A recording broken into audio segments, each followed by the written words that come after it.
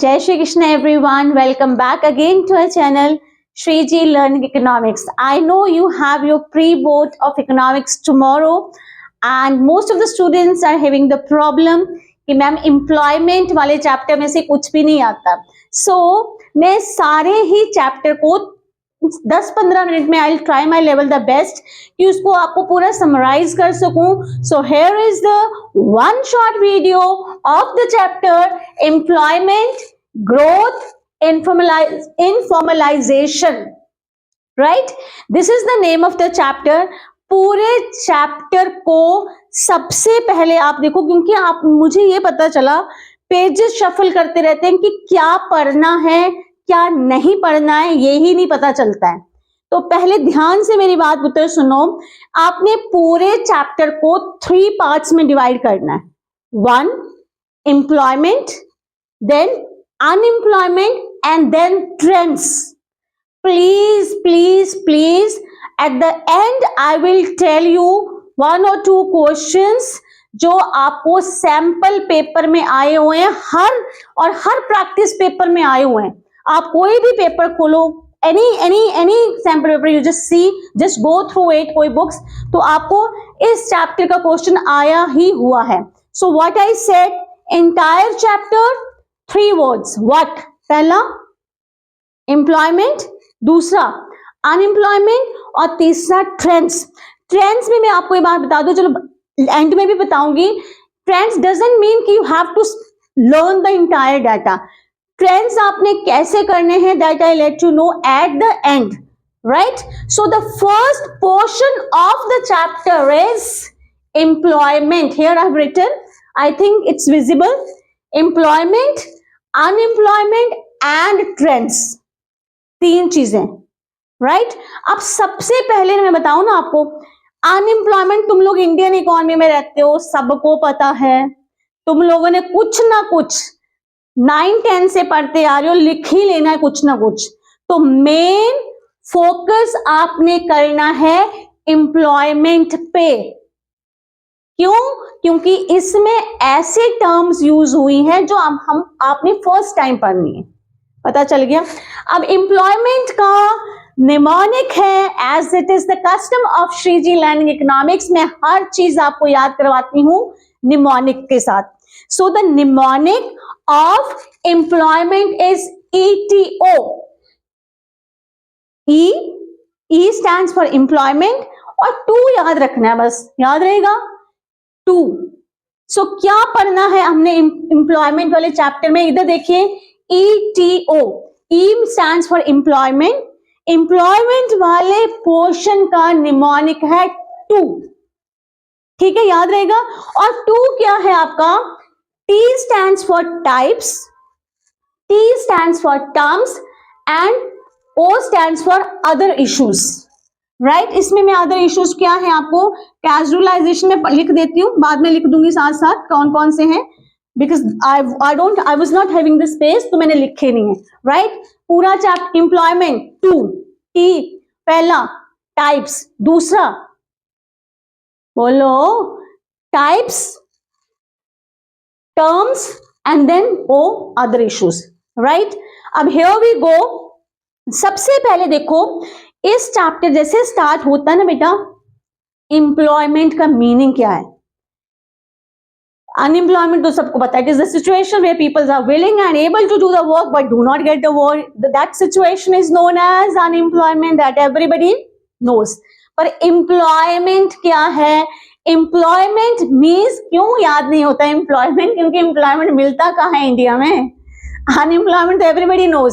सो employment क्या है? Employment is the situation where people are engaged in economic activities to earn living.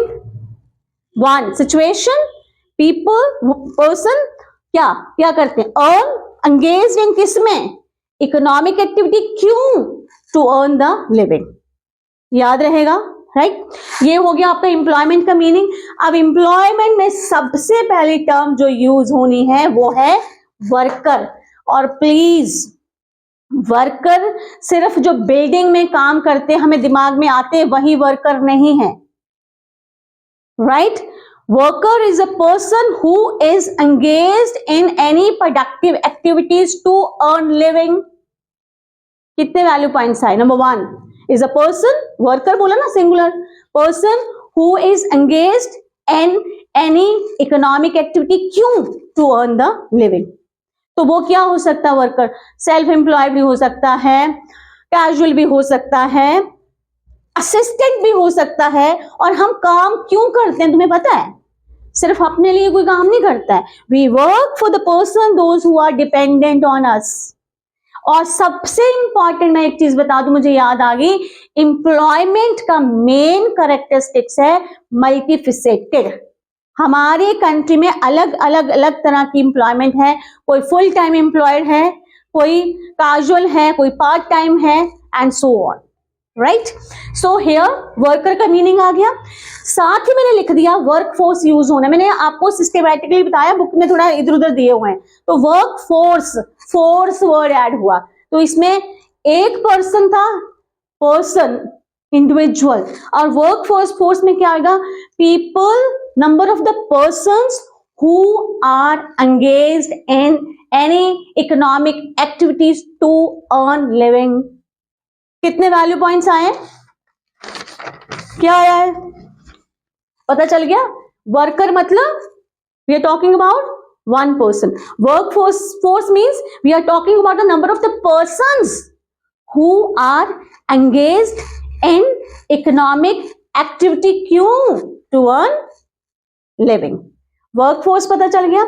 अब एक पिछली बार के पेपर में 5212 में शायद क्वेश्चन आया हुआ है, मींस 5212, ये मैं बोल रही हूँ, ये आपके कोड होते हैं, ऐसे आता है, 5 रीजन्स हैं उसके according to. So worker participation, worker force participation ratio लिख लीजिए। वर्कर फोर्स पार्टिसिपेशन रेशो बहुत बहुत बहुत इंपॉर्टेंट है। वर्कर फोर्स पार्टिसिपेशन रेशो तो क्या है? Worker force participation ratio is the ratio of work force divided by population multiply by 100।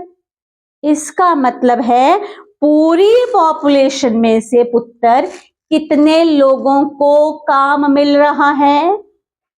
Work force, total population सोच लिया, उसमें से जो लोग काम कर रहे हैं वर्क फोर्स है वो, अभी मैंने बताया। So work force divided by population into 100, rate बोला है क्योंकि rate means percentage. So work force divided by population multiply by 100। अब क्वेश्चन आया था पिछली बार कि वर्कर पॉपुलेशन रेशो क्या डिपिक्ट करती है? आप खुद सोचो, किसी एक कंट्री ए है जिसमें वर्कर पॉपुलेशन रेशो ज्यादा है, ठीक है, और एक कंट्री है जिसमें वर्कर पॉपुलेशन रेशो कम है, ठीक है। इसका क्या मतलब है? जिस कंट्री में वर्कर पॉपुलेशन रेशो ज्यादा है, इसका मतलब है उस कंट्री के ज्यादा लोग प्रोडक्टिव एक्टिविटीज में एंगेज्ड हैं। यही मतलब है ना, more people are engaged in the productive activities, और जिसमें कम है उसमें less people are engaged in productive activity. Very simple.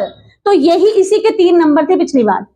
So worker population ratio means workforce divided by population multiply by 100। More the workforce, more people will be engaged in the production and vice versa।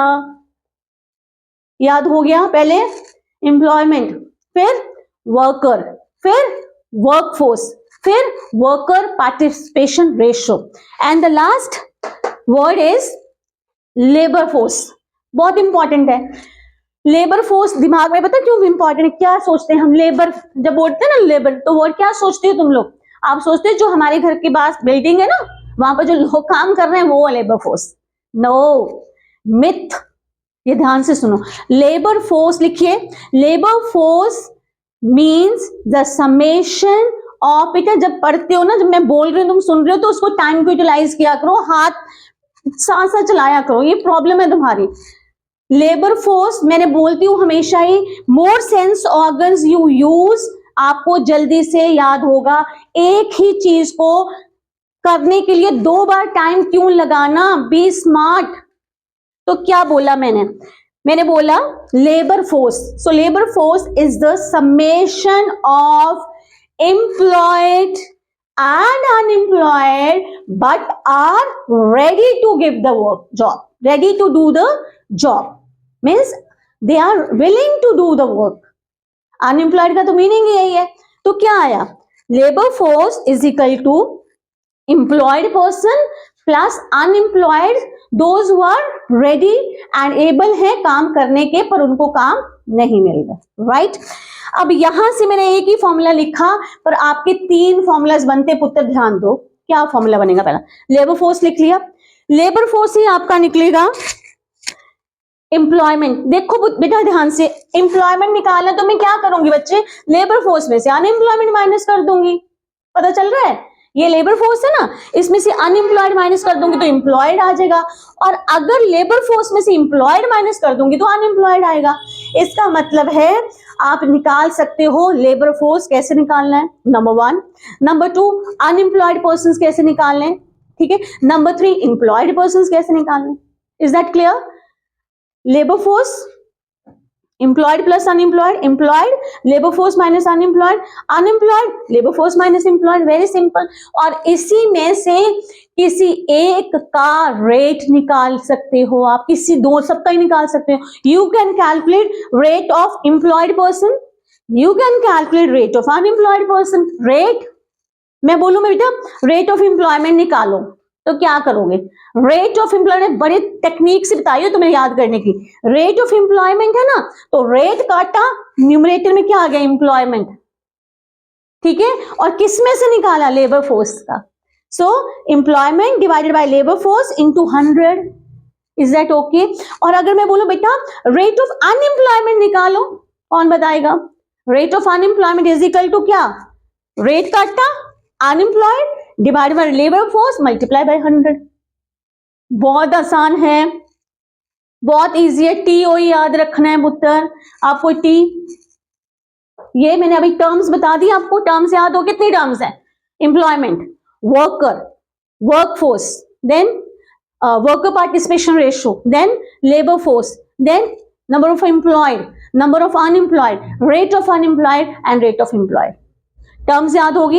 अब terms T 1 T is done, I think it's crystal clear. Is that clear, writing भी ठीक है, समझ आ रहा है कि नहीं, right. अब आज तो तुम्हें समझना पड़ेगा, कल पेपर है और आज मैं हमने वीडियो डाली है, मतलब हमें फटाफट कर लें। ये ऑन द रिक्वेस्ट ऑफ मेरा बहुत अच्छा बच्चा, उसकी रिक्वेस्ट पे मैं बना रही हूँ, राइट। 100 वाला बच्चा है, नहीं सबके लिए बना रही हूँ वैसे, don't take it in that way. आगे है टाइप्स।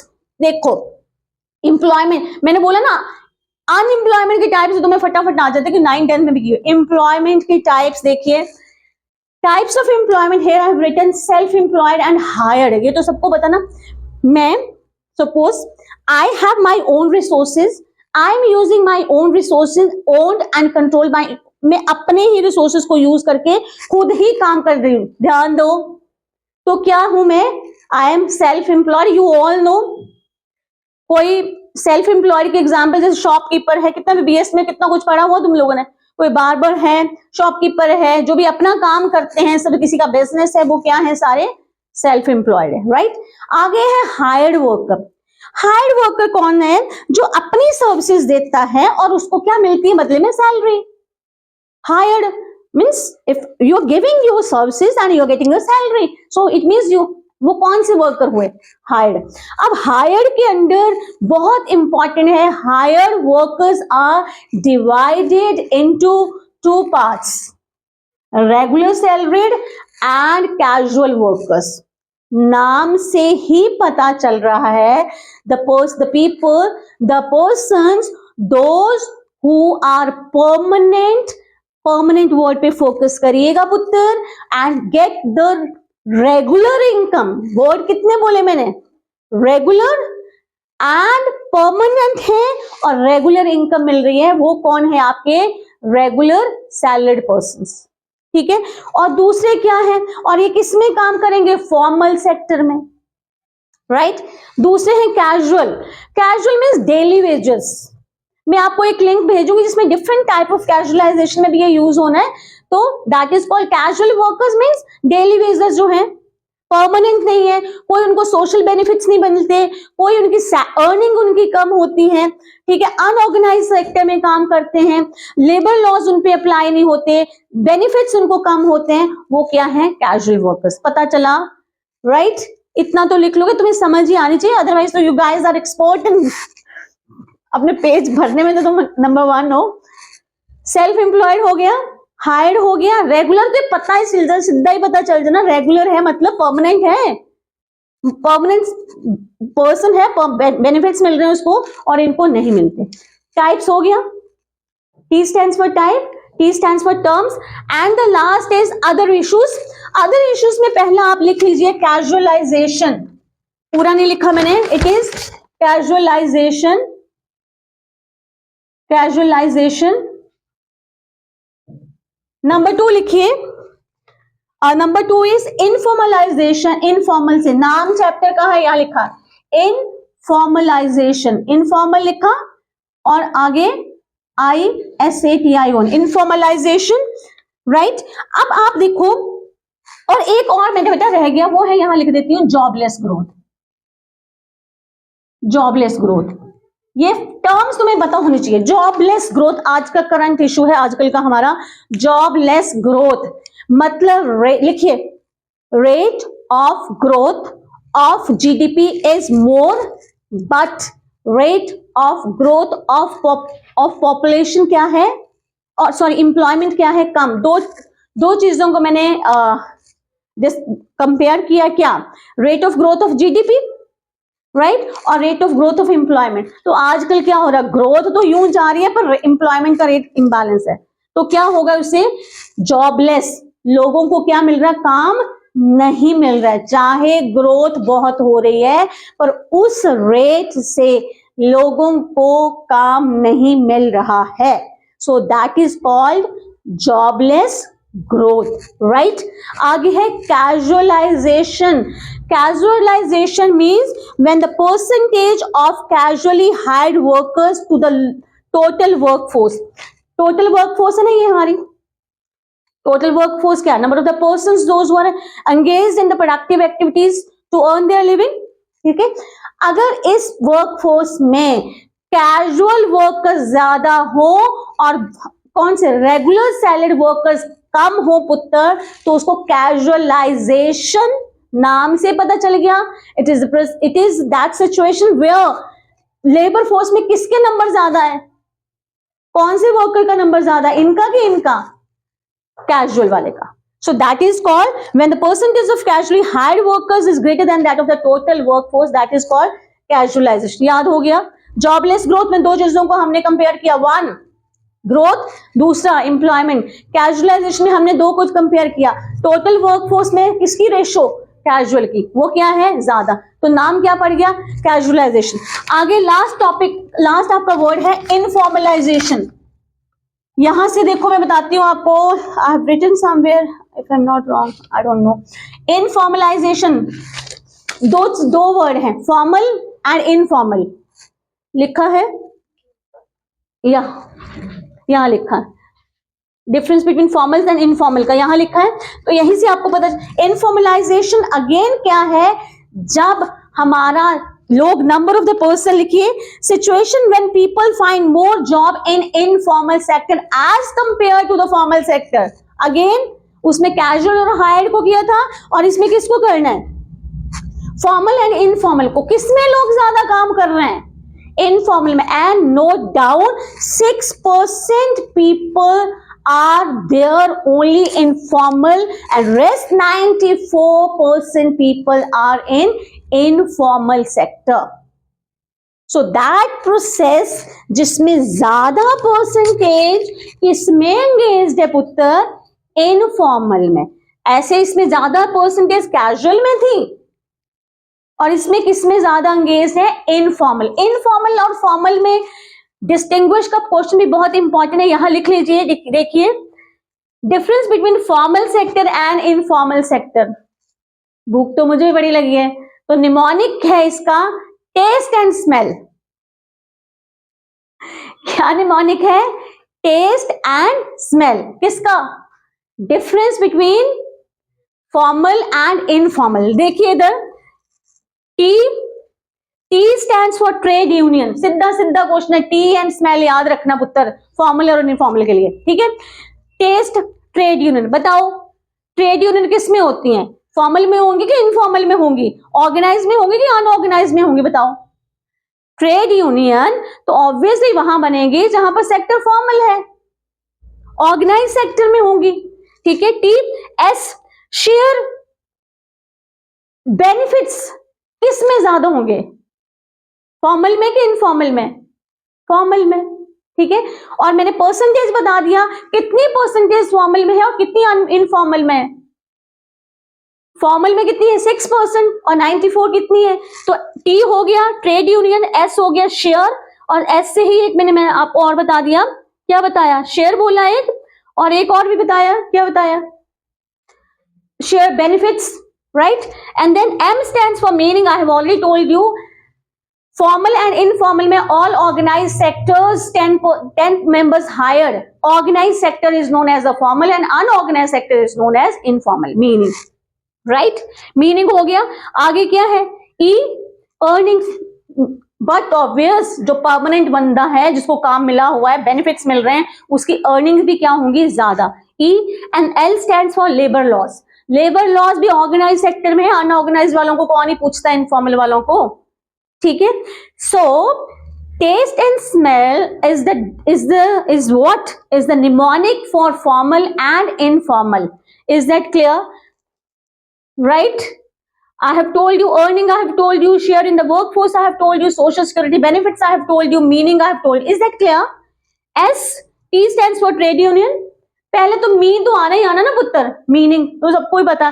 फिर एस, शेयर, इसमें टोटल वर्कफोर्स में फॉर्मल का कितना शेयर है, इनफॉर्मल का कितना शेयर है। फिर शेयर बेनिफिट्स किसको ज्यादा है, and then meaning I have told you. E, earning किसकी ज्यादा है, सोशल बेनिफिट्स किसके ज्यादा है, and then there comes labour laws, right. Labour laws organise में, right. This is all about here what we have done. I think ETO is done now, so this portion is done. याद हो गया ETO। And now there comes unemployment. इस पे ज्यादा focus नहीं करूंगी मैं, क्योंकि छोटी वीडियो बनानी है, क्योंकि तुम्हारे पास भी टाइम नहीं है इतना। सीधा देखो अनएम्प्लॉयमेंट, इधर देखो। Unemployment is the situation where people, those are willing and able to do the work but do not get a work, that situation is known as unemployment. Done. Unemployment का mnemonic है, अब तो मैं girls नहीं कहूंगी क्योंकि boys को भी पता है, CTM। क्या होता है CTM? अब तो सब पार्लर जाते हैं। CTM ही है, सॉरी मैंने उल्टा लिखा, CTM। C stands for cleanser, पहले क्लीन करो, और फिर M stands for moisturise your skin, and T stands for tone your skin. पहले क्या करते हो? क्लीन करते हो, फिर उसको क्या करते हो? मॉइस्चराइज करते हो, फिर टोनर। तुम्हें पता है?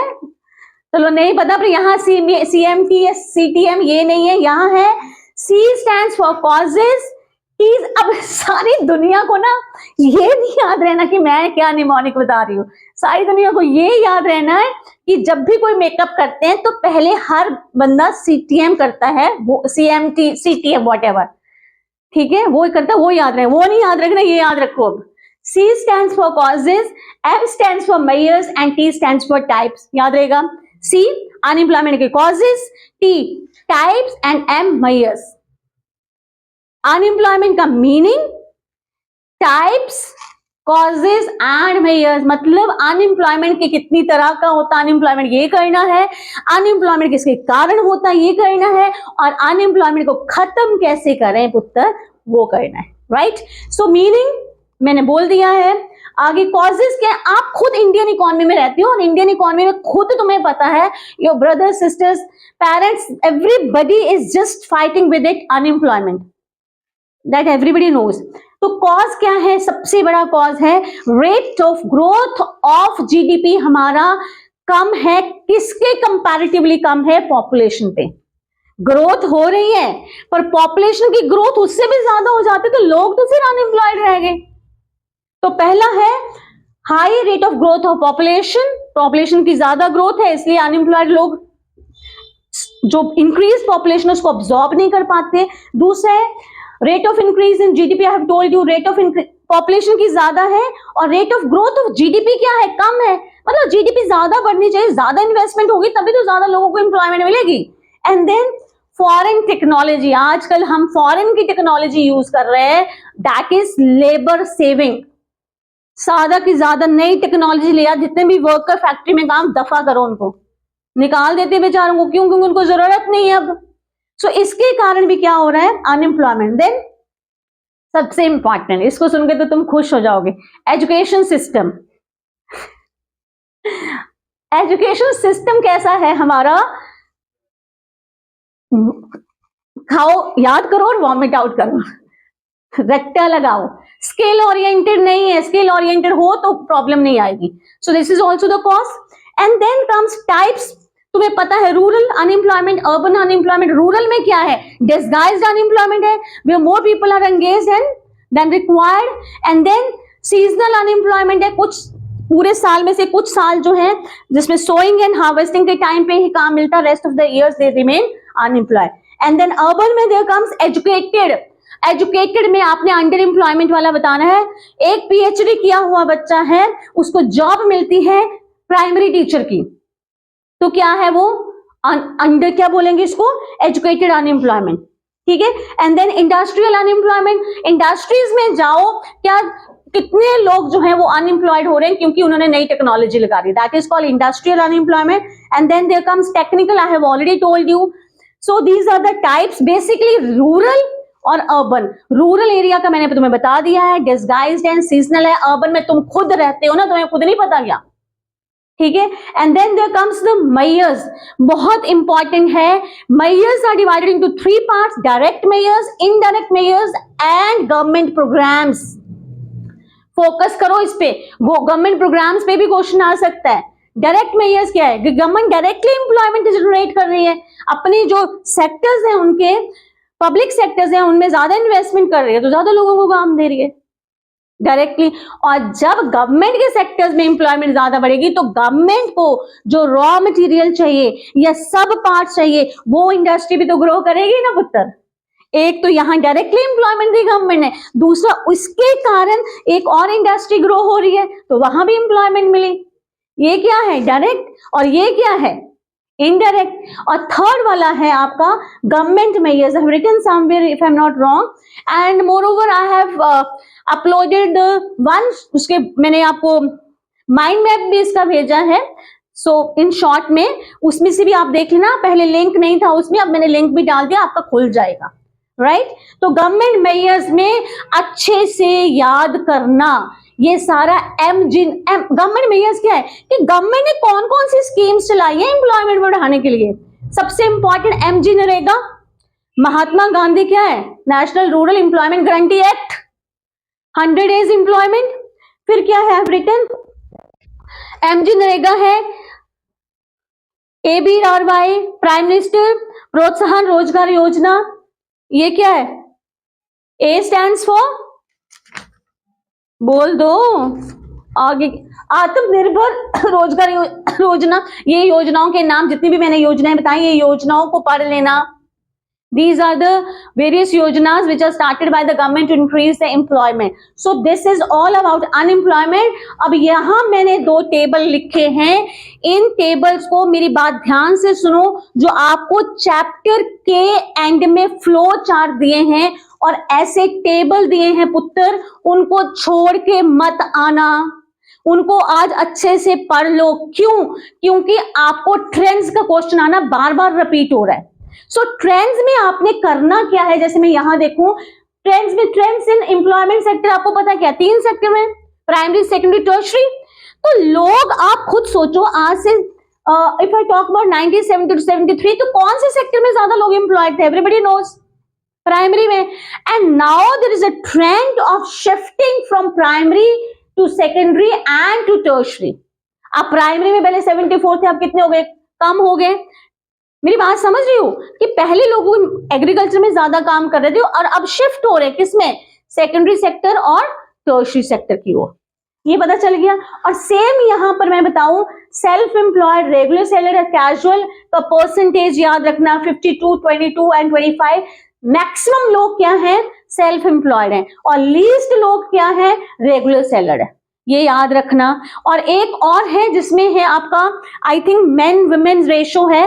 तो मैंने बहुत बार आपको क्लास में भी बताती हूँ कि ये क्वेश्चन बहुत इंपॉर्टेंट है, मिथ है हमारी ये। हमें क्या लगता है कि ज्यादा वुमेन जो है वो काम, ध्यान दीजिए, ज्यादा जो वुमेन है वो काम करती हैं किस, कौन से सेक्टर में, रूरल एरिया में। हमें लगता है कि जो जैसे I am also from Himachal, तो सबको पता क्या लगता है कि रूरल एरिया की औरतें काम नहीं करती हैं और अर्बन एरियाज की जो वुमेन्स हैं they are more up to date, more educated and more ज्यादा काम वाले। पर ऐसा नहीं है बेटा, let me, its eye opener for you all.